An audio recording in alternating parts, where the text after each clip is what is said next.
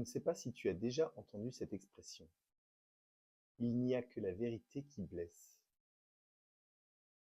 C'est une expression qu'on entendait beaucoup quand j'étais jeune. Je ne sais pas si elle se dit encore aujourd'hui dans la nouvelle génération.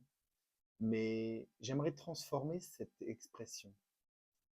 En fait, hein, on va ajouter des petits éléments et ça va nous permettre d'obtenir la phrase il n'y a que la vérité qui n'a pas été acceptée qui blesse.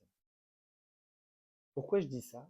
Eh bien parce qu'en fait, en effet, la vérité vient nous toucher, vient nous blesser quand elle n'a pas été acceptée à l'intérieur. Elle vient résonner avec quelque chose qui nous dérange. Comme quand on dit des fois d'ailleurs, la vérité dérange. Eh bien c'est vrai, elle dérange quand elle n'a pas été acceptée. Une fois que celle-ci est acceptée pleinement, eh bien en fait on peut vous dire la même réflexion, la même phrase sur le même sujet, et pour autant ça ne va plus blesser, ça ne va plus avoir d'impact.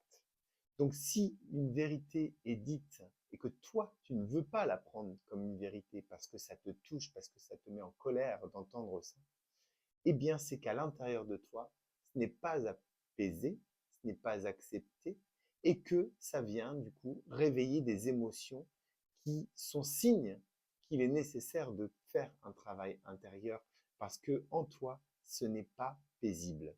Et tu pourras constater également que certaines vérités sont en train d'être dévoilées dans le monde réel et qu'en fait, ces vérités-là dérangent aussi.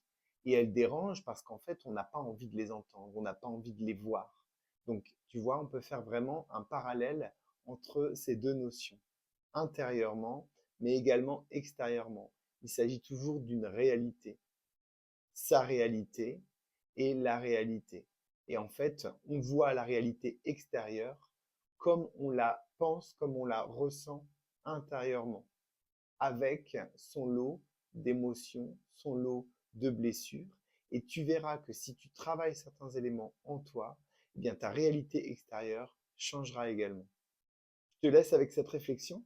Si cette vidéo t'a plu, n'hésite surtout pas à la partager. Abonne-toi pour davantage de contenu inspirant à venir et surtout like-la juste pour me faire plaisir. À très vite.